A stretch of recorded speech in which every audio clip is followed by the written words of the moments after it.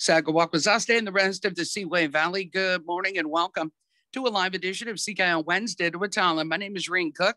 Glad to be with you on this Wednesday, the 14th of July, 2021. That's the original air date of the program. We'll remind you views and opinions expressed by our guests and our callers during CKON Wednesday to Watala, not necessarily those of 97.3 CKON Wen or the Akwazaste Communication Society. If you have any questions for our panel today, please feel free to phone them in at 518-358-3427, 613-575-2101. And today is our monthly summary of the Semerges Mohawk Tribe's monthly meeting. It took place this past Saturday, and it was the first in-person meeting that was held since the beginning of the pandemic. So that was a big deal for sure. So we'll talk about that. We will also give you a summary on the updates and presentations that took place at this month's tribal meeting. Again, it happened this past Saturday. So we have three guests joining us today from our elected leadership from the Semerges Mohawk Tribe. We have Tribal Chief Michael Connors, Tribal Chief Beverly Cook, and also Tribal Sub-Chief Agnes Sweets Jacobs. And all three elected leaders joining us today to provide that information on behalf of Tribal Council for the summary of this past Saturday's Tribal Monthly Meeting for July. So we are going to get started this morning by saying good morning to everyone and welcoming to the airwaves. We have Semerges Mohawk Tribal Chief Michael Connors, who chaired this past Saturday's meeting. Sago and welcome, Tribal Chief Connors. Good morning, Reen. Good morning, Akwazaste. Happy to be here today with everybody again to review this past Saturday's monthly meeting. That was our first monthly meeting held in person since last March, right before the pandemic hit. So we received the clearance from the EOC, the Emergency Operations Center, to start holding monthly meetings again in person. So we were happy to welcome our community to the casino, to the ballroom at the casino. We had a maximum occupancy number and we were able to stay under that, and we were able to spread everybody out. We were able to greet everybody again, and that was great. We're happy to move forward in the community to host monthly meetings in person again. We started off with a review of previous meeting action items from last month. There were two. The first was a request to look into the casino resort employees receiving the possibility of receiving hazard pay. The update on that, currently it's under review with the casino management team, and an update will be provided at the next monthly meeting. So they are seriously looking at that, and they are trying to find ways to make that happen for the employees at the casino. And the second action item was the request to provide an update on the elders benefit distribution to seniors. And there were three questions in there. How much is there? How many seniors are there in the program? And what would be the amount each senior would receive? There's currently a balance in the Elders Benefit Fund of $183,650.91. And I believe that was through the end of May, through the most recent closing of our accounting records. There are 402 elders who are currently in the program. And if the balance were to be paid out to all elders currently in the program, that would be a payout of $456.84. The number of elders changes as we go along. Some enter the program. So as we move along, those numbers will be looked at and updated and analyzed more. And there were more questions that came up in new business regarding that also. And then we moved on to new business. And there were several questions. I can hit on most of them here. The first one that we will touch on concerns the number of retail marijuana, cannabis retail outlets in the community. And it also concerned a press release the tribe put out on the number of applications we have received for the pre-clearance process. At the time of the press release, there were 24 pre-clearance applications received. And that's been updated where we now have 55 pre-clearance applications received. But the question was, of the 24 applications, are the 18 already open included in the 24 applications received? And we believe the number is about 10 that are open today. But the answer was there are currently 55 applications, and nobody that is currently open have submitted applications for the pre-clearance. Another question was how many licenses will be given, or will we be overrun by retail outlets? Currently, as the ordinance is written, there is no limit on the number of licenses. That is up for discussion with council, with the board, with the consultants. We heard several times at the monthly meeting, and I think we've all read on Facebook several times that there's great concern in the community with the number of outlets that are open. So we can take the license limit discussion forward and look at that more as we move along. Will the other outlets, retail operations, honor the cease and desist was the next question. One that we know of has complied so far, and they had closed up their operation after receiving the cease and desist order. There's also dialogue happening between tribal council and the longhouse, both longhouses that are in the community. Those who did not comply risk the jeopardy of not having a tribal license, not being eligible for a tribal license moving forward. When the ordinance was approved 2 weeks ago, there was a 48-hour window where they could close up their operation and be considered for future licensing, but that expired on July 1st. Another question, why are we legalizing adult use marijuana? It comes down to a referendum vote that was held in December of 2019 where our community approved it. And that referendum vote was also pushed as legalization of cannabis was happening all around us in the state, many states in the country. And so we put that question to our community to decide. The next question, why is the elders benefit being changed after the referendum that was voted upon 4.5 years ago? The answer is the same as it's been since it was implemented 4 years ago. We had to find a way to implement it, to keep it moving forward, to make it happen. We had to find a way to make it economically feasible for the tribe. We had to find funding for it. We were able to find funding through the assistance and the great work of a board that we put in place early on. The board came forward with recommendations, and we were able to take most of them and move forward to make the program happen. Since it's been in place, we've also had to supplement the fund with tribal general fund money. And we cannot afford to do that moving forward in the long term with as the number of applicants in the program grows. The pilot program did end June 30th, but we're looking for ways to continue it for the rest of the year as we've done for the past 14 months or so through some COVID money or some ARPA money. Hopefully that can be on the table and looked at. Also to continue moving forward in calendar year 2022. The possibility is to keep that $183,000 that's in the pot, move that money forward to January and restart the program then. Next question, what will be put into place to maintain this program? We have 402 members in the program today, 402 elders. If the $486 was paid out to everybody today, then that would zero it out. And then we'd have to receive the Elders Benefit Fund for 6 months or a year before we could start it back up.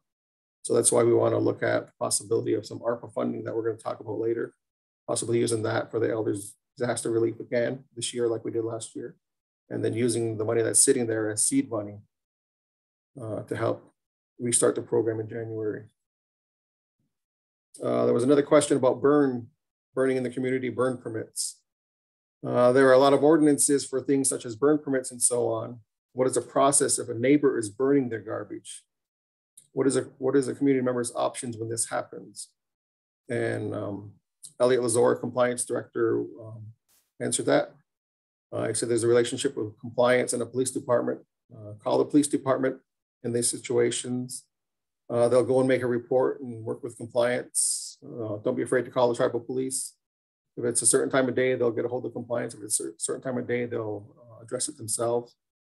But the burn that was happening that was publicized on Facebook was rectified. It was resolved. It was answered by compliance and the tribal police. And Elliot told everybody that the processes are in place to address those and take care of those in our community. Another question about our community needs a place to recover from addiction. Will you find a way to give them a place to recover? And that question and other questions, we're talking about Zero that's in place in the community. And we're a supporter of Zero. We've been supporting it since they opened, I believe. And we're able to find a way to give them additional funding last year through COVID relief dollars. And we will continue to support Zero and the programming that happens there. And then the last new business question, what were the numbers for the marijuana referendum? It is not fair that the shops are already open and aren't going to be paying the tribe. These monies go to pay for the programs where funding doesn't cover. It's unfair for the shops who will remain in compliance. The numbers for the referendum held in 2019 was a small turnout, just over 200 total. We had 155 that voted yes in favor of adult use marijuana legislation moving forward, and 49 who were not in favor of it at the time. And that led to another question later on about the possibility of putting in place a minimum number of voters needed to pass a referendum. If there's a small turnout, it doesn't really represent a cross-section of the community when you have such a small turnout. So that was a discussion that was held later on in the meeting. And that wrapped up the new business questions.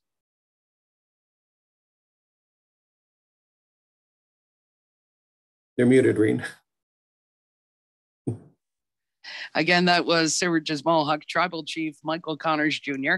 providing a review of the previous action items.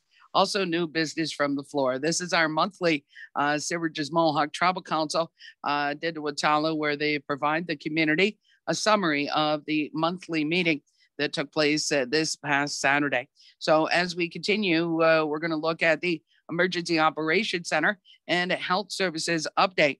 And to provide that for us this morning, we welcome to the airwaves Semerges Mohawk Tribal Chief Beverly Cook. Sego, and welcome. Sego, Reen. Happy to be here once again. So the presentation on the COVID update was relatively short. It's been over 40 days that we haven't had an active case in Akwesasne, knock on wood, and we're hoping that it stays that way. Derek Cummins gave the report, and he also spoke about the vaccination rates. And by age group, 18 and over, which includes our elders, 18 and over, the fully vaccinated rate is 47.8%, so not quite 50%. The age group 16 to 17-year-olds, they are 36% vaccinated, fully vaccinated. That means the majority of them, 64%, are not vaccinated. And the 12 to 15-year-olds, there are only 8.7% vaccinated.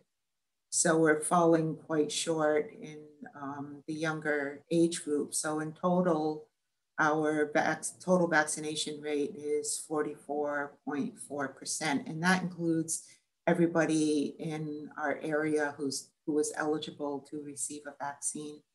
So we're concerned about that. We know that, our cases are low, and I think people are doing what they need to protect themselves. I still see people outside and moving around the community that are continuing to wear masks when they are not able to, maintain a 6-foot distance from other people. So I think people have gotten into the routine of protecting themselves. Some people feel more relaxed because they are fully vaccinated, but are still concerned about people who are not vaccinated. And we all know that the Delta variant is the predominant variant in the United States at this point, and the states who have the highest rates of unvaccinated people also have the highest rates of the Delta variant infections.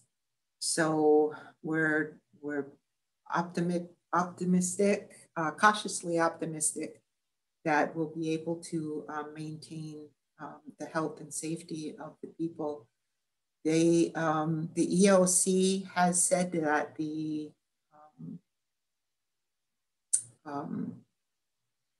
state of emergency will be lifted July 25th. However, if there are any indications that we're seeing a spike in COVID cases, the restrictions will be swiftly implemented. So along with our low numbers, we're happy to report that the areas around us are reporting either, let me just say, the counties around us have cases, but they aren't local. They aren't in the surrounding communities near us. So we're happy to hear that as well. Though generally, and when you see the reports on television, the cases in the Northeast, which includes Franklin, St. Lawrence County, there is a slight uptick in the number of cases, primarily in unvaccinated people. So that's not to say that there are not breakthrough cases in fully vaccinated people, but the cases tend to be mild and not requiring hospitalization in the same numbers that they were before.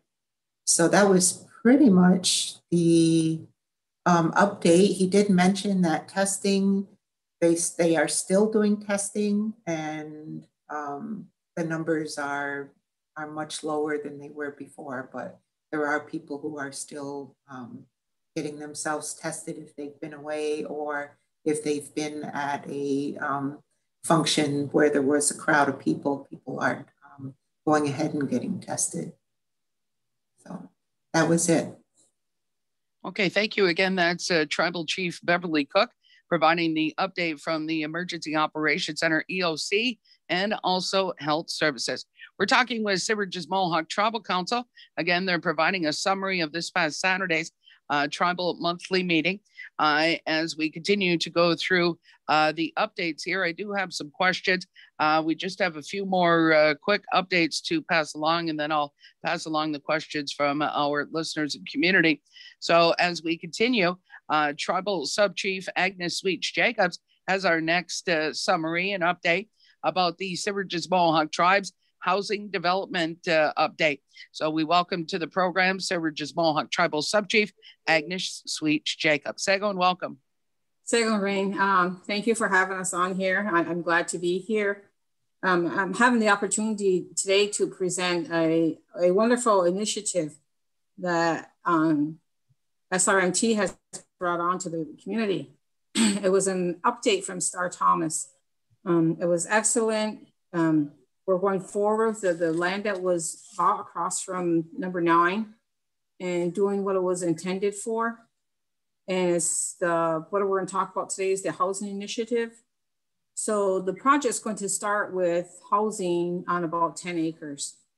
The initial start off of homes will probably be about 2 to 3 turnkey units, then adding and hopefully expanding to another 6. The outcomes and the goals of this whole project was to build 2, 3, and 4 bedroom homes for our community. We all know that housing is short in our community. So going forward, this is going to be the whole plan and the project. And hopefully this will better our community. It will decrease the existing apartments. It will decrease their housing units and people will be able to own their own houses. It will also decrease homelessness and overcrowding. We all know that the population of our community has always increased. So we need to look for the future to build for them. The housing development will also be self-sustainable and will support the division's objectives. So by that, I mean, so the rent collected will fund the future builds with rent to owns. which would be awesome. The whole ideal is they're hoping in 2022, 2 homes will be complete. So this would be the start.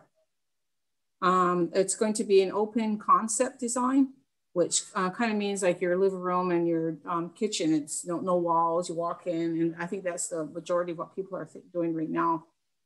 Community members will vet the applicants, so a board will be formed. In the near future, there'll be a call out for this committee. So it'll be a committee deciding on the applications.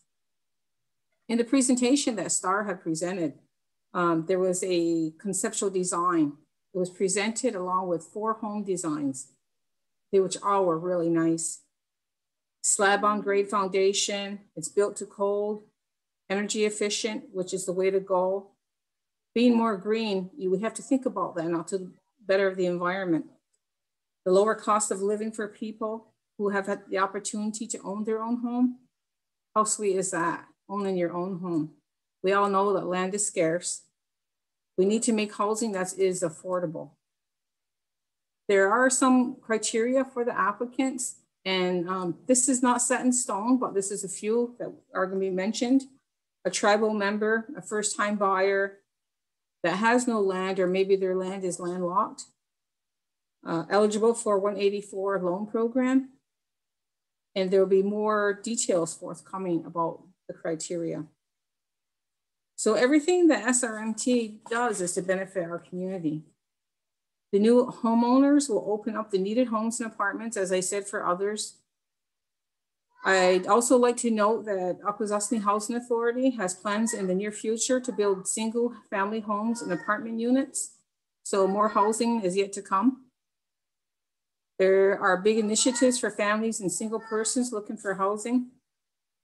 And that was her whole initiative in a few minutes. So I'm pretty sure her notes will be on our portal. If you have any questions, I'd also like to thank Star again for taking on this initiative. What a great project.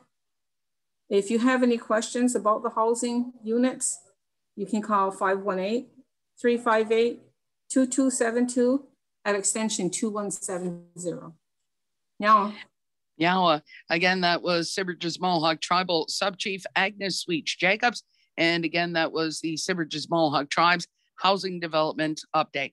And so we continue through the Tribal Council summary of this past Saturday's Tribal Monthly Meeting. Our next update is with regards to the American Rescue Plan Act funds. And we'll go with Semerges Mohawk Tribal Chief Michael Connors. Sego, and welcome back. Thanks, Reen. And our Assistant Executive Director, Gloria Hearn, had the honor of presenting the American Rescue Plan Act presentation to our community. We've been receiving several questions in the last couple months regarding the ARPA funding. How much is there? How much have we received it yet? How much are we going to receive? So we wanted to get all the facts out there that we have so far for our community. The American Rescue Plan Act was signed March 11th by President Biden. It's intended to combat the COVID-19 pandemic, public health and economic impacts. It's a total fund overall across the entire country of $1.9 trillion. And they allocated $20 billion directly to the 558 federally recognized tribal governments. And this is easily the largest allocation of any funding at one time into Indian country ever. Everybody advocated for many aspects of this funding, including our tribal council in the last year through many countless Zoom meetings, Zoom presentations, Zoom advocacy meetings with different members of Congress and the House of Representatives and the Senate. Us, along with all the other tribal governments, really advocated for this funding. Expenditures in this funding allocation can be made over 4 fiscal years from 2021 through 2024. Last year with the COVID relief funding, it was literally a race to plan it and get it approved internally and spend it before the year-end deadline of December 31st. I believe we started receiving funding in May or June last year. So we had 6 or 7 months last year to do all of that. This time around, it's basically a 3.5-year spending plan that everybody can work with. And there's also an infrastructure legislation bill pending in Congress where they're looking for I think a couple $1 billion more for infrastructure in the entire country. And they're talking again about an allocation, a set aside for Indian country. So we're hopefully, optimistically, we can be included in that with a set aside. We have received the first allocation of funding for the ARPA funds, which was based on tribal enrollment data. We received $77,005,965.45. So just a sliver over $77 million has been received for the tribe, for the community in ARPA funding. And there's more coming. That 77 million was based on 65% of the entire allocation that was set aside. There's another 35% allocation that's still going to be coming based on economic factors like tribal enrollment numbers and revenue and expense numbers for the tribe and tribal operations. There's a low and high estimate. We don't know exactly what it's going to work out to, but we estimate somewhere in the neighborhood of $15 up to $30 million more that's going to be coming. The submission deadline for tribes to submit their data for that is Friday, July 16th. And they're anticipating allocating that funding sometime in August. And in addition to that, many agencies within the tribe have received agency-specific funding of roughly $18.5 million specific to their programs with very limited fund requirements within their programs. That's on top of the 77 million, and that's also before the 35% that's coming. Gloria presented on what is a qualified expense. The CARES Act last year had regulations, and broadly there were COVID-related mitigation and health response. And they're still working through a lot of the justification and audits for last year's funding.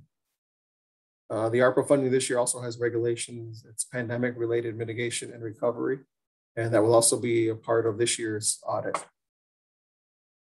And on a high level, the areas that are approved for funding through the legislation are to support the public health response, to meet and address the emergent public health needs, to address negative economic impacts. Tribal governments may use these funds to respond to the negative economic impacts of the COVID-19 public health emergency. For water, sewer, and broadband infrastructure, governments may use these funds to make necessary investments in water, sewer, and broadband. And to provide equity-focused services. The Treasury Department will presume the following additional activities are eligible uses when provided by tribal governments. And some of those are including addressing health disparities, investing in housing and neighborhoods, addressing educational disparities, and promoting healthy childhood environments. And the last approved allocation area is to replace tribal government revenue loss. Governments may use this funding to provide government services to the extent of the reduction in revenues experienced through the COVID-19 public health emergency. And that's specific for us to the casino funding that unfortunately had to be cut off last February or March. There's been no funding from the casino to support the tribal government since then. We're at 1 year and 4 months since the casino has been able to financially support the tribal government. And how will the funding be spent? And the simple answer is to benefit Akwesasne. There's going to be a balance between organization, community, and the staff.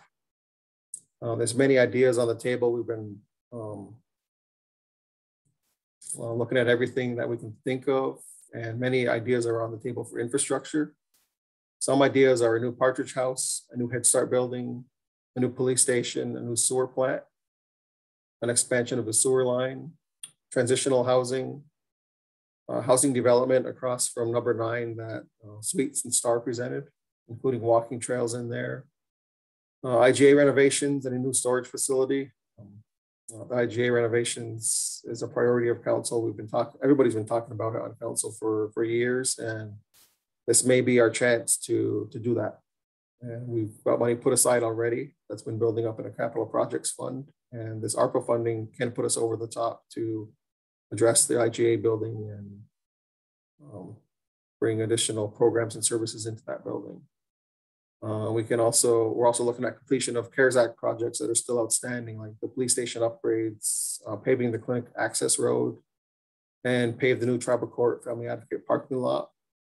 And with the clinic access road is also included a new intersection for McGee Road and Route 37. We're looking at tribal farm enhancements, Generations Park enhancements, transfer station upgrades, possible additions to the Boys and Girls Club building fund, and sidewalks in the community. Tomorrow and Friday, Tribal Council is going to be holding a priority planning session, looking at possibilities for the ARPA funding, looking at expenditures and areas for discussion. Additional items we'll be looking at and discussing and analyzing is additional disaster relief payments to community members, tribal members, and elders, and additional support to small business. Possible counseling services expansion, annual budget support for the Tribal General Fund, as the casino is still not in a position to financially transport the tribe. Hazard pay, which has been in place, and as Chief Cook mentioned, with the state of emergency possibly likely ending the next week or two, the hazard pay that's in place would end with the state of emergency ending. The possibility of debt reduction. There was a question that came up regarding that. Where is the debt held in the tribe? The debt is held in the building here, the administration building. We're also holding debt at the casino, the planning and infrastructure building, and the clinic expansion. So the possibility of paying down some of that debt. Requests have been solicited from the division directors and the management team, looking at their ideas on how to address this influx of funding for the community. And that took care of the presentation from Gloria. And there were a few questions from the community on the floor regarding disaster relief for elders and businesses. Will there be a minimum amount and a maximum amount based on vaccinations? And that was a suggestion to look at sort of a vaccination incentive for community members. If a community member were to be vaccinated, fully vaccinated, they may receive X number of dollars. If they were not vaccinated, they will receive Y amount of dollars. But that can be looked at and discussed, and we'll see where it goes. How much does the tribe have of the 77 million? That full total, we have it, it's in the bank now. Is widening the road in reference to 37. Will there be a special lane for turning? Yes, that's part of the plan. The grand plan is to increase the turning lane from McGee Road all the way to the library. If that can work out for the community and for the landowners between there, that's part of the long range plan. A question about that there's a lot of ideas for infrastructure. There's $1 trillion funding for infrastructure that's being looked at in Congress. Can any of this be used for clean energy? Yes, we've discussed that exact comment. We're looking at, we've been advocating for it, and we're getting up to date on it from our lobbyists and from Congress members. And we want to use the infrastructure funding as much as we can to save this ARPA funding for other projects in the community. And the two more questions. When will these be released for seniors and tribal members? We will make the timeline known once we have the full allocation and the full spending plan is in place. And the full allocation won't be here until sometime in August. And we're starting the spending planning for the priority session tomorrow and Friday. So there's still a lot of planning to happen to come. And can the funds be used to pave some of the smaller roads was the final question. And there is a road priority list that's in place, and a paving and replacement schedule that's in place by planning and infrastructure already that goes out several years with several of the smaller roads. We've done it in the past. We've put a lot of tribal general fund funding into the smaller roads that were in terrible shape, and we can look at it again, and planning and infrastructure can look at it again and see what it looks like. And that took care of that presentation, Reen. Okay, thank you very much, Tribal Chief Michael Connors. And again, that was American Rescue Plan Act funding update. As we move along, we're going to go with Tribal Chief Beverly Cook on our next summary, and this is the Semerges Mohawk Tribes Adult Use Cannabis Ordinance update. Yeah, Maureen. So I've got notes all over the place on this. I know there's very many opinions and points of view around the marijuana sales that are going on the territory as it is, but I just wanted to take people back a little bit and remind them that back in 2014 was when New York State legalized medical marijuana. And at that time, that was the primary focus of most of the folks who spoke with Tribal Council about legalizing and regulating marijuana. In our tribal meetings, we would field questions from people who had some experience in CBD oils and extracts in cannabis extracts and so on. And there was a concern about even our own members' ability to obtain medical marijuana at the time. This is back in 2014 and 15. People who were sick, especially with cancer, had to travel all the way to Plattsburgh to receive prescriptions for medical marijuana and so on. So the big focus at that time was on medical marijuana. When New York State passed their law in 2014, it took them another 18 months to develop their regulations and to eventually distribute 5 contracts within New York State to manufacture or to cultivate and process medical marijuana, and then they could have their own dispensaries. And I also want to point out that dispensaries is a term that's used to the dispensing medications and dispensing medical marijuana. What we have going on in the community right now are retail stores that are selling marijuana. They are not dispensaries. And I think they use the term dispensaries because it may give them, you know, a different acceptable status at this time while the sale of marijuana is still illegal. But I just wanted to point that out. So if and when we do eventually get a real dispensary, I don't want there to be confusion that people might think they're going to get medical grade marijuana from one of these other stores that is not actually a dispensary for medical marijuana. So it took them a year and a half after they passed their regulations to provide or to establish these contracts and to hand them out to the 5 companies. In 2016, we finally held a referendum asking the membership if they approved of the tribe exploring options to legalize, license, and regulate the cultivation, production, and distribution of medical marijuana and industrial hemp. And that referendum passed.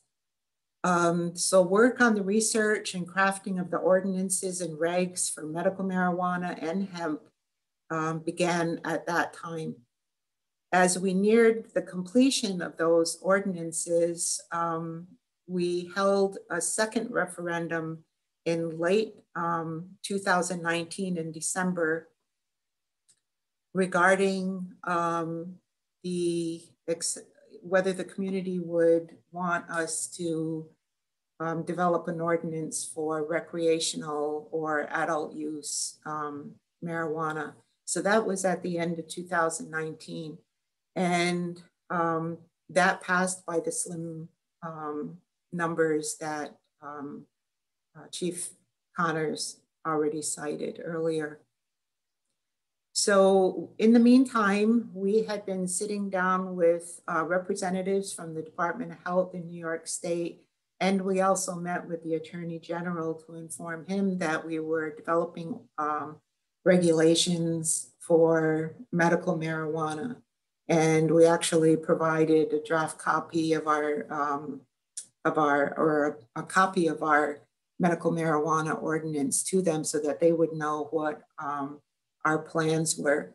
And in speaking with the New York State Department of Health, there was discussion about even whether our dispensaries would be open to accepting patients from off territory or non-native, because they were running into the same issues of having to travel long distances to get their medical marijuana. So that passed the end of December 2019.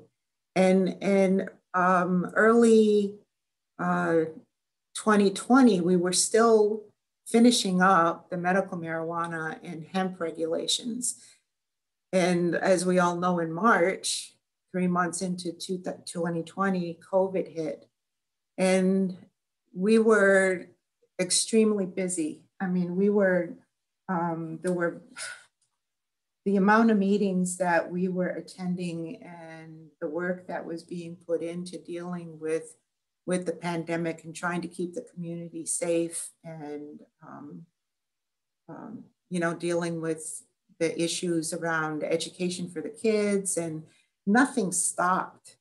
Their DSS was still having to visit kids at home. We were still having to work on these codes. We still had other issues that we had the Monsanto lawsuit still going. We were still working with ATSDR on data sharing agreements.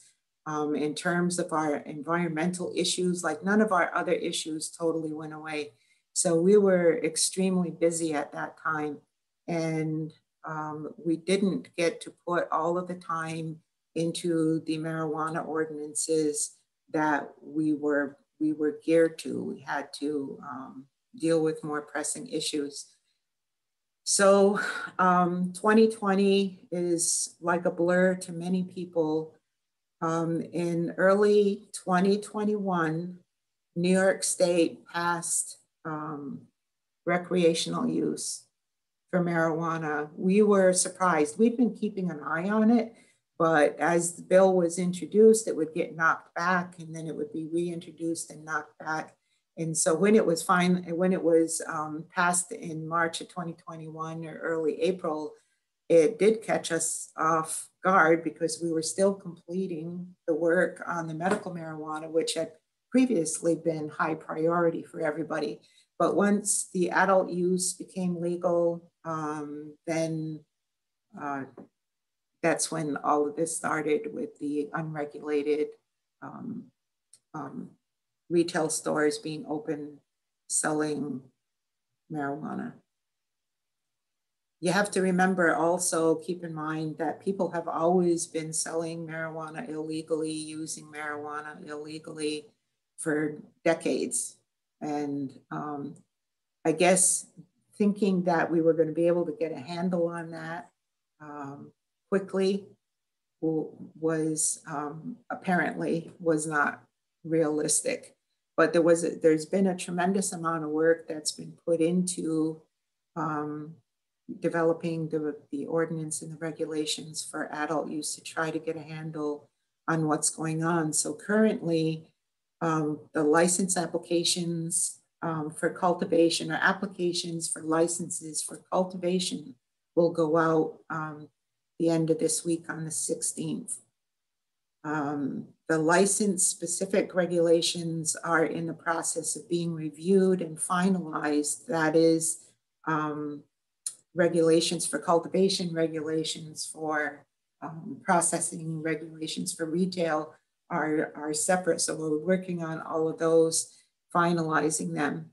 And those will give more detail, especially in the areas of cultivation, first off, and then processing in retail, then what is in the ordinance. So people will need to be looking to the specific regulations for any new developments. I guess one of the other things that I wanted to say was that our you know, I'm disappointed. I'm just disappointed. I know we all are. I know many community members are disappointed in the opening of the retail shops out there. We attempted before that happened. We had conversations with different entities about regulation, about how we could cooperate, how we might be able to work together. And the, you know, the upshot is that the federal, it's still illegal federally, even though it's legal in New York State, it's still illegal federally. And the Department of Justice has certain areas that they're looking at to know that this is under control and that it's not just running rampant, that there aren't groups of people running ramshot over the community, doing what they want to do without adhering to some regulations. We haven't seen any other regulations. If there are shops who think they are licensed and regulated by somebody other than the tribe, we haven't seen those. And there are specific areas that the DOJ is looking at. Our fear and our concern is that if it doesn't appear that we can get a handle on this, that the feds could come in and do it for us. And we want to avoid that at all costs. We don't want our people to be arrested. We don't want to have any problems like that. But they want to know, you know, the DOJ and us, the tribal council wants to know that there are ways to prevent the distribution of marijuana to minors. I mean, there's some real issues. Yes, it's nice for the adults to be able to smoke as they wish, but we have concern and we have the obligation, the responsibility to safeguard our children. And so preventing the distribution of marijuana to minors is one of the key issues. Preventing revenue from the sale of marijuana going into criminal enterprises, you know, not knowing where supply is coming from, not knowing who business associates are of the establishments that are out there is a concern. Preventing the diversion of marijuana from states where it's legal to states where it isn't yet legal. You know, that's a matter of legality, but it's also a matter of respect for the people who live in those states, the people who govern those states, that we're not allowing product to enter their communities without their permission. And I think it's how some of the people here in Akwesasne feel about, you know, these businesses having respect for us and not rolling out in an orderly fashion, not rolling out in a way that they know that regulations are going to be adhered to by the store owners. Preventing people from being able to, you know, we have to have regulations about people driving under the influence. Preventing violence, preventing the use of firearms, preventing the growing of marijuana on public lands, growing of marijuana or sale of marijuana near schools and other areas where children may be, daycare centers and so on. So there's many things that we are concerned about. And I know that some people are concerned that dispensaries are opening up, not, you know, across the street from their homes or just down the street where their children play. And we've had mothers complain that their children are going, hey, what's that place? Because they see the flutter flags outside and they think that it's something fun. And they're saying, well, let's go there, Mom. And the mother is having a hard time explaining to the child what that is over there. And there's also an issue about signage, you know, having, trying to explain to your child, and we've complained and made it known that we are unhappy with the signage where there are pot leaves on the signs, or earlier we had talked to a business about pictures, specific pictures pertaining to pot use on their signs. Thankfully, they complied. So there's many issues to this, and I think if you're just wanting to sell pot and you want to, make some money, then you need to think about how you're affecting the rest of the community and the people in it, especially the children and especially parents who are already struggling to keep their children safe and free from drugs inside of the community. So have we done what we've done? I know to some people we haven't done the best job in shutting them down. We were hoping that there would be some kind of mutual respect, and there isn't. And so we've handled this as a civil matter and taken it to court, and we're following the process there.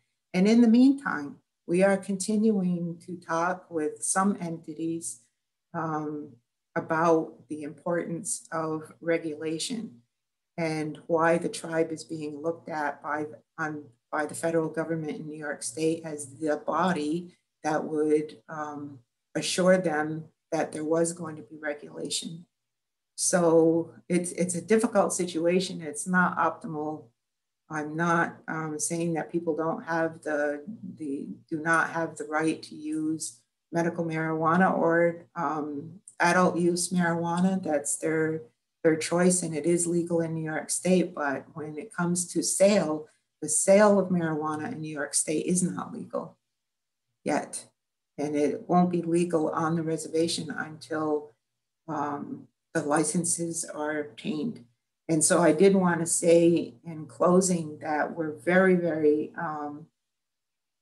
thankful and grateful to the businesses that have waited and have participated in our community sessions. And we did try to, we thought we were doing a good thing, and I think it is. We sent out pre-clearance applications so that the people who are in waiting, who want to comply with the regulations, we wanted to respect that. And so we issued pre-clearance applications so that we could get the process started. So we actually got 55 people asking for these applications. We did not get 50 applications back. We got 18 returned. There's actually, my notes are confusing now. We got 2 applications for cultivation, 6 for retail, and 3 for retail and cultivation. And there hasn't been any pre-application requests for processors at this time, but we expect that that's going to come. I know that, saying that we got 55 requests for applications is alarming because people are already concerned about the number of stores, retail stores that are out there that are just popping up. We don't anticipate that that's going to last for very long. And actually, we think that the market, our consultants who have looked at the surrounding areas, I think that the market actually is only going to tolerate probably less than 10, more realistically less than 7, and their guess is maybe 5. So we'll have to see how that grows, but there is it's not just retail stores that are going to benefit from this legislation. It's also the processors and the cultivators that will benefit. So I think that's where I'll stop for now. Okay, and that is, again, Tribal Chief Beverly Cook. She handled the Semerges Mohawk Tribe's adult use cannabis ordinance update, summary of this past Saturday's Semerges Mohawk Tribal monthly meeting. So we do have a few announcements that we will make. Do you want to make those now, Tribal Chief Cook, or do you want to do that after our questions from community members? Let's do it after, unless somebody has it pulled up, they can do it. I'm trying to find it on my screen. I have it. Okay, go ahead.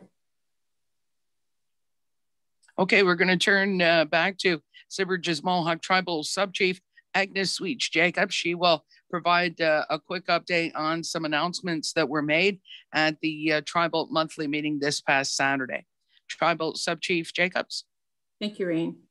SRMT minimum wage is going to be adjusted to $15.02 effective Monday, July 12th. Household cleanup began on July 12th and will end on August 20th. And you can go to our portal and our Facebook page and you can see what area they're going to be in. Purchase of property, 42 acres purchased in land claim area that was disclosed at a previous monthly meetings and follow the tribe's land sales policy. Complete. Next tribal meeting is to be determined. And that's all I have for announcements. Okay, now we'll go again. That's Tribal Subchief Agnes Sweets Jacobs. So we are going to get to the questions now that were phoned in by community members. So we will get through as many of these as we can. And if I don't get to all of them, I will pass them along to the Semerges Mohawk Tribal Communications Department, and they will make sure that the Tribal Council gets these questions so they know what the community is saying and thinking and asking. So our first one, and I know that we covered some of these during the presentation, so I'm going to ask them anyway, and you can just say that we covered it. This community member commends the minimum wage increase, but now they're concerned about rent prices on the southern portion. Can Tribal Council look into or enact rent control legislation? That's why that's where 1/3 of our monthly wages go. So that that way 1/3 of our monthly wages don't go strictly to rent on the southern portion. So they're looking at enacting rent control legislation. Is that something that's been discussed at the Tribal Council level that you guys have discussed or are aware of?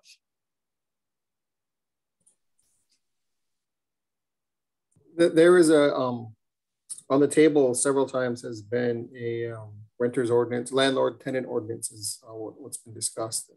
That's putting a lot of regulations on the landlords so that they have to provide a safe environment for community, for the families that are living there, for the children.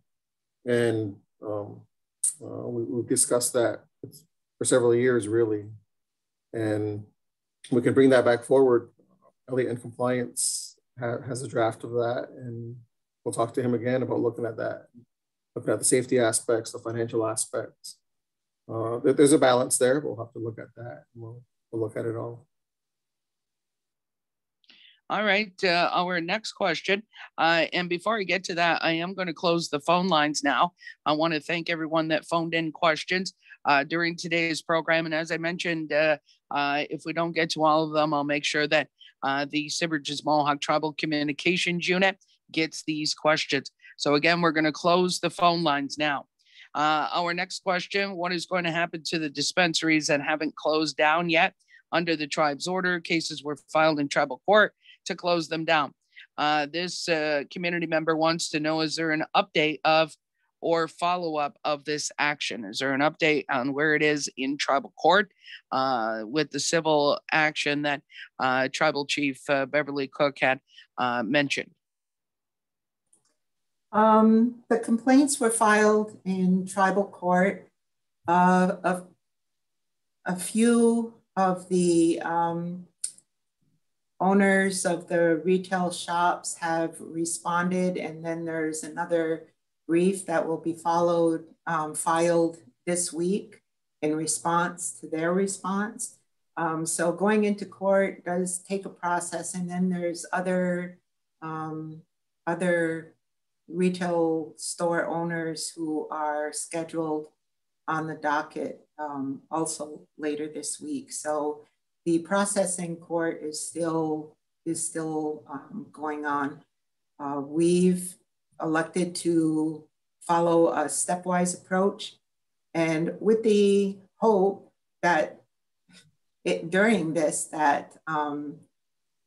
some of these establishments will want to come into compliance or have that discussion. So that we're still following that approach, and we're trying to reiterate with the owners themselves that you know, they're operating outside of the of tribal law and also state law, because like I said, sales and purchase of the marijuana is not legal, and it's still totally illegal federally. So they're operating outside of all laws. All right, the next question. The Mohawk Nation Council of Chiefs has said they don't issue licenses for mind changers. All unlicensed dispensaries claim they get their license from the Longhouse. What does Tribal Council think of this, and what do they plan to do about the unlicensed dispensaries that exist on the southern portion now? And as I mentioned, some of these items have been covered already during today's program. And is there any comment or answer on any part of that question? We do know that you have met with a few of the long houses. We've actually talked to the Mohawk Nation Council of Chiefs. We had a conversation with them about the retail stores and marijuana in general, and they, as the caller already said, they were not in favor of it. So I'm not sure what their plan is or what their inclination is about the other two longhouses being open or licensing, I wish I'd say, licensing other businesses. I don't know if they've had a conversation amongst themselves or not. I think the whole matter, the one last thing that I wanted to say previously was that our intention, Tribal Council, and I'm sure MNCC, and I think the other two longhouses don't want confrontation over this. And we're trying to, you know, use our good minds and our clear thinking to work our way through this. So even though, you know, we're disagreeing, even though we're going to court, even though we're, you know, complaining about each other in court, that hopefully that there's a good outcome in the end.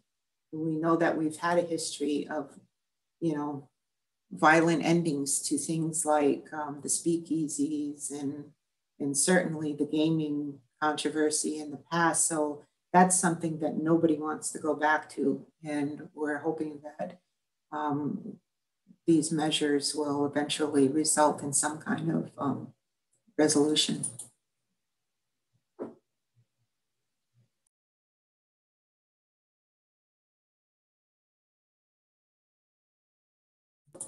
You're muted, Reen.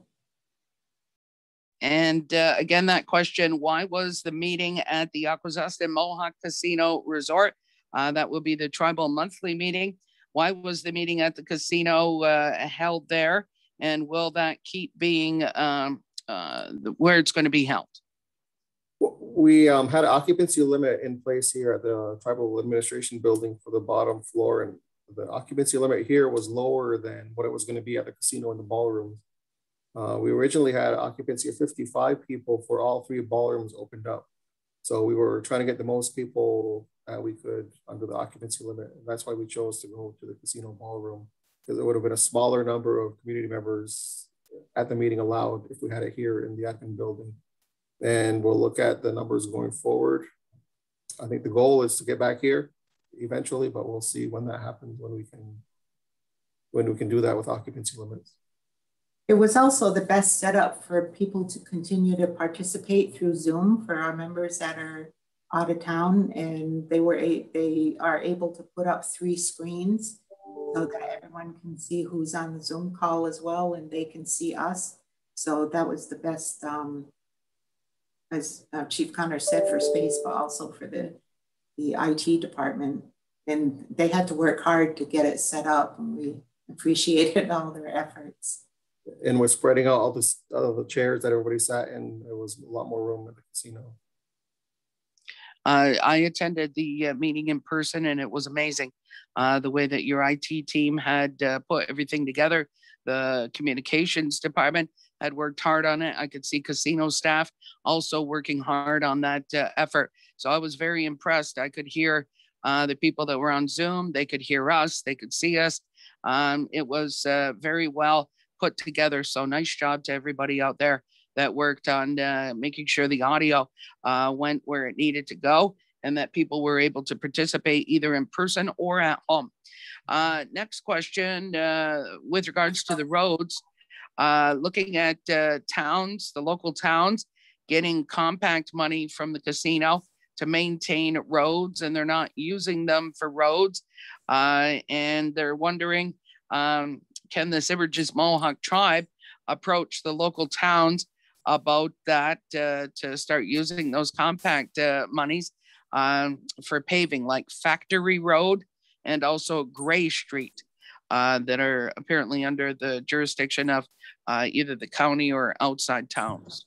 Yes, we'll take that forward to the county legislature and the local Palm Bay town supervisor. We'll take those two concerns forward. We hear everybody and we see those roads, and we'll bring that concern forward. Will there another, oh, sorry, Tribal Chief Cook? They just need to remember that they haven't been receiving any compact money since the pandemic started too. So it might take a while for that to come to fruition. Okay, our next question, will there be another stimulus? This must mean for the head of household, and will there be another stimulus? Yeah, that was talked about in the presentation Saturday and earlier, and that's on the table for discussion. We're taking it seriously. We're looking at it.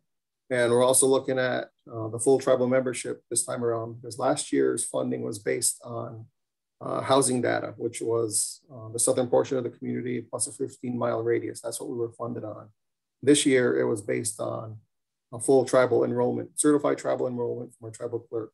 And that's what all the tribal nations push for. That's what we push for in the Zoom meetings and consultations, and that's what we got. So that's how we're going to be looking at it moving forward.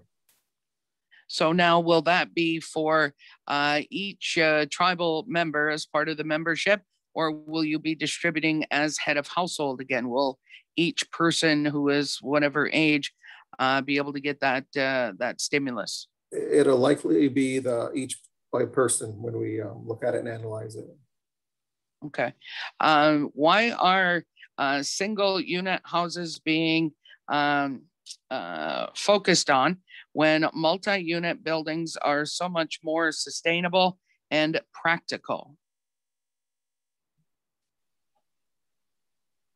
I think in her presentation, she was making available for a single home and also housing. I think they're working on that also.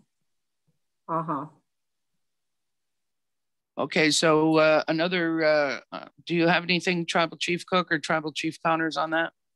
No, I was just going to say the same thing. Housing Authority is working on rent-to-own and rent-to-own rental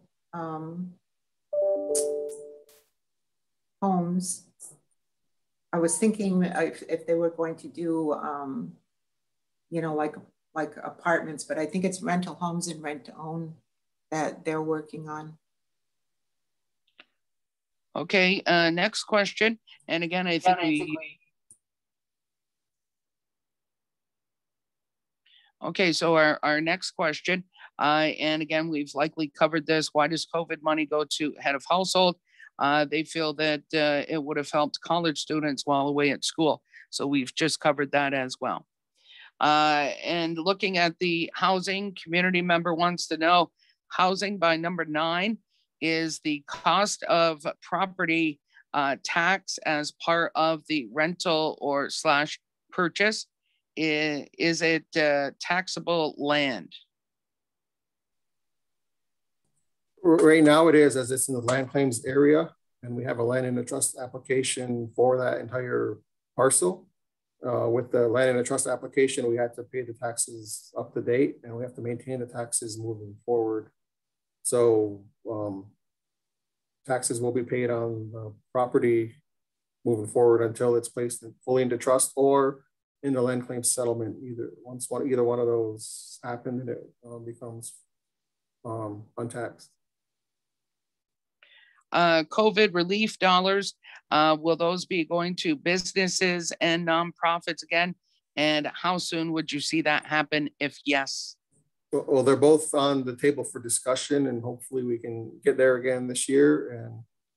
But a time frame, I don't have a time frame because the full allocation of money isn't here yet, and we're just starting the planning process tomorrow and this week. So we can't commit to a time frame of a couple of weeks or a couple of months, but I would anticipate by the end of the year easily. That's an easy time frame to hit. But we're just starting the full process, and the full allocation is not here yet either. We're very preliminary. All right, so again, we have closed the phone lines. I just have a few more questions for Tribal Council, and then we're going to wrap up. We will wrap up no later than 12 noon. We're likely going to do before that, as a matter of fact. So again, the phone lines are closed now for questions for Tribal Council. The age for the elders benefit as it is right now, and they want to know, how do new applicants apply and where do they apply to if they've turned of age, I guess? Yeah, they apply at the compliance office. I believe that they're not taking applications right now as the program officially ended with the pilot program.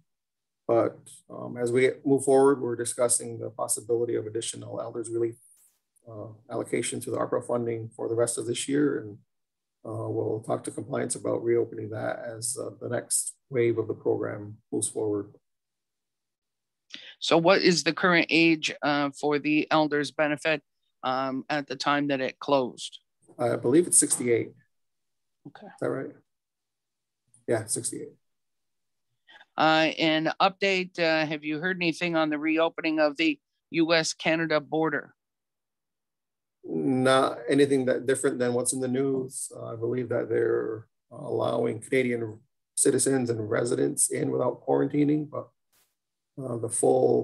any further restrictions are not happening until at least July 21st. And I think they're going to be looking at it again. That's a week away. So they will be making the next announcement within the next week. But we don't have any other information than what's in the news. Has it hurt our businesses? And of course, our casino, yes. But have you talked with business people? Has it hurt our business people? Yeah, feedback. Obviously, the casino is losing roughly half of their customers. And with that, there's a spillover effect to our local businesses. It's probably not half of their customers, but it's a large percentage from the casino customers not coming through. Another one is the local racetrack. They're in the same position as the casino. Half of their fans and half of their race cars are not eligible to come over. So that's a spillover effect on Friday nights and this past Monday for their specials. Anybody with any kind of business base that comes over the border is affected still. Yes. And with the removal of the emergency, state of emergency, will that affect the attendance levels with regards to the tribal monthly meeting? Like, could it be moved back to the tribal administration building? If in fact the state of emergency does get lifted, does that mean all the restrictions are done? Yeah, I believe that's what that means. It's been presented that once the state of emergency is lifted, all restrictions come with it. And then it's up to each business if they choose to keep mask requirements on or any other restrictions. It's up to the business to keep it in place. But I believe we could move the meeting back here to the admin building at that point. And also looking at masks at the casino, that would be lifted as well if the state of emergency ends up being lifted by the EOC and Tribal Council? Correct, yeah. And with regards to the referendum, talking about the discussion having a minimum amount of voters for referendum participation to count. Do you think that that's a dangerous line to walk if people are trying to change whatever they're trying to change with regards to a referendum? Well, I believe it's a good item to discuss. It came from the floor Saturday from a community elder who was also a former chief. And just the thought that, well, say we had 30 people that came out to vote in the referendum. As it's written today in the Procedures Act, there's no minimum requirement, no minimum number of voters needed to pass a referendum to certify it. So theoretically, you could have 3 people come out and pass a referendum. That was the concern from our community member Saturday, that a low turnout could set tribal law moving forward. And that's a legitimate concern. But what is a low turnout? We have elections with low turnouts. We have elections with high turnouts. There's no minimum number needed today in the Procedures Act. That would take a Procedures Act amendment, which would take a referendum. So it's a much larger discussion. Has your compliance department talked with any representatives from 7 Leaf? I believe they have regular conversations with all local business people. 7 Leaf specific, I'm not sure about that. But I think it's in reference to the cannabis. Well, I don't think they're in a position to say who has applied for the pre-screening applications. They can't say that yet, but I believe when the licenses are issued, those will probably be made public. But they have 55 pre-screen applications out, and that's a large cross-section of the business community. Okay. And that is all that I have for the questions. So we're going to wrap up right now, and we will start our wrap up with Semerges Mohawk Tribal Subchief Agnes Sweets Jacobs. If you could offer your closing comments, Tribal Subchief Jacobs, please. Thanks again, Reen. I just want to say something. So when I first started as Subchief, we're getting to know each other, and I had sat down with Bev, and I said, Bev, I says, you know what? I'm going to work Monday to Friday. I'm going to work 8 to 4. And she sat there and she laughed at me. This pandemic has brought us closer and identified what was really needed in this community. None of us have taken a vacation. We have worked more. We don't work Monday to Friday. We work 24/7. Our phones were always on. Our emails were answered. We tried to get to the community members. Sometimes the community members said we didn't answer them. Well, maybe we never got their message. But we worked so hard in this pandemic to make sure that our community was safe. Nobody took vacation. If we were sick, we're lucky we had Zoom. Our families, ask any one of our family members, we're in the middle of eating. Oh, wait, my phone ran off. I gotta go answer it. Not once did this tribal council ever, sit down and not keep the community and their safety and health in mind. And I just want to let the community know that right now. It isn't a Monday to Friday work. It is not. And it's not for the thin-skinned neither. We have all these services, our EDO, our administration, who worked relentlessly. Compliance, when the CARES money came in, and finance, and all the checks they had to, and when people didn't get their checks, they had to figure out where it went. Within all these talks and all these programs, we were still made aware.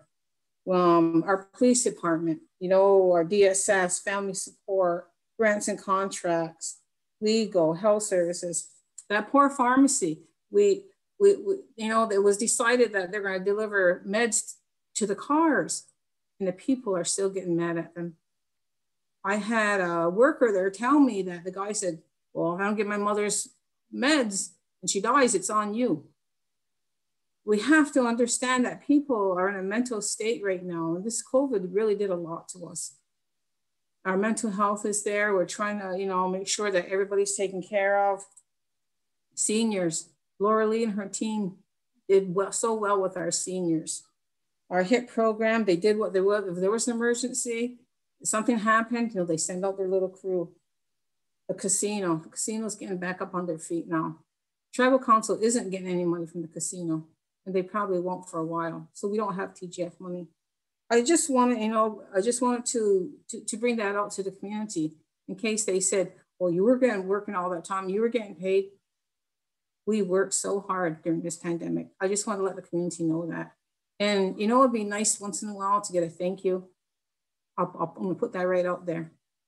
Going to these tribal meetings and, and getting torn apart, that's okay, but we'll take it, but don't pick on our programs. Now, you're muted, Reen. Now it go again. That's Semerges Mohawk Tribal Sub-Chief Agnes Sweets Jacobson. Thank you again for everything that you all do for our community always. Our leadership has helped us get through this. And on behalf of myself and our community, I will say Nyawagoa, thank you very much to everyone that has played a role in this pandemic. And I also want to recognize as well, I saw you all wearing orange on Saturday. So I did notice that, and that meant a lot to me. And again, as our elected leadership, that is something that stuck out to me. So Nyawagoa for doing that. We will now turn to Tribal Chief Beverly Cook for her closing comments as we wrap up today's program. Thank you, Reen. This has probably been one of the most difficult time period, even with the pandemic. And I appreciate Sub-Chief Jacob's remarks about the amount of work that went in during that time, but it was also a natural reflex on all of our parts to be there and to do that work. And I have to say that in itself was tremendously hard. And this year did not begin any easier. I've kind of lost count, but since January in 2021, we've lost over 30 people from our families. And it's probably more approaching 40 by now. And we're halfway through the year. And it's been a while since we've had a year like this. I remember, I don't know, maybe 10 years ago, there was a year where we lost 80 of our relatives in 1 year. And this year is like that. And then on top of it, the finding, the children that were lost to our communities across Turtle Island to the boarding schools was another blow. And I think that it has really triggered, feelings of despair for some, but anguish and loss. And anytime that we lose someone from this community, especially when they're missing and we don't know where they are or why they didn't come home, that the community grieves. And it seems like it's been nonstop. And I think I would like the community to know that we're cognizant of that. When it's brought to our attention, we try to do whatever we can. And it was the tribe's honor to participate with the community in the march to Ottawa on behalf of those children that never came home.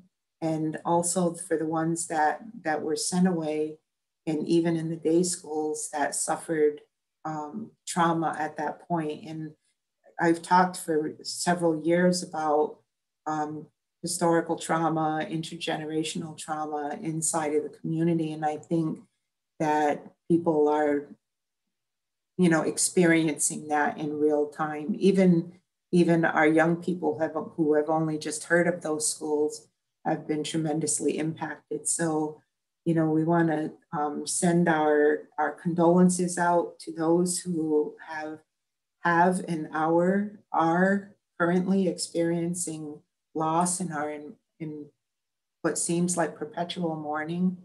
That we acknowledge that, and we're there with you, and are always ready to do whatever we can to help. So I just wanted to say that much. Thank you. Yawa. Yawa, again, that is Semerges Mohawk Tribal Chief Beverly Cook. And as chair of this past Saturday's tribal monthly meeting. We're going to wrap up with Semerges Mohawk Tribal Chief Michael Connors Jr. with his closing comments to close out the program. Tribal Chief Connors. Thanks, Reen. I just want to support and build off of what Sub-Chief Jacobs and Chief Cook said. We're happy to be moving out of the pandemic. I'm not going to say we're out of it. I don't know if we'll ever be out of it moving forward, but we're going to move out of the state of emergency soon. But looking backwards, 16 months, we had, I think, to me, and I think everybody, with the toughest day and toughest week of our professional lives on council, at least, when we had to make the decision to lay off so many casino employees and tribal employees at basically the same time. And we all looked at each other, and I could see how heavy it was for everybody to make that decision. And my wife saw how heavy it was on me to make that decision when I got home that night. It was an awful position to be in, but it was the only decision we could make for this, basically the survival of the organizations that we have for the casino and the tribe. And we're happy to be in the position we are today, where we are moving out of that slowly, steadily, but we are moving forward. The restrictions are lifting. Again, thanks to everybody who has participated and planned so much in the past year and sacrificed, and their families, Mohawk Council of Akwesasne and the traditional councils, everybody who's had any part of moving our community forward.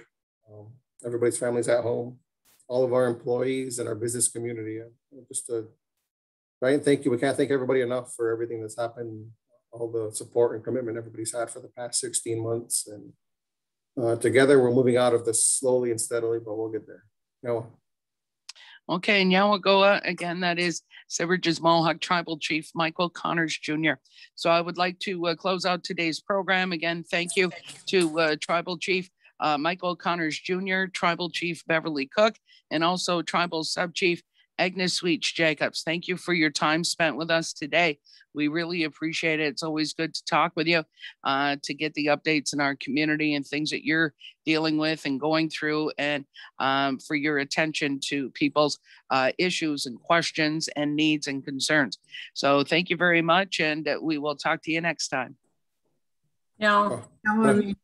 Ona. No.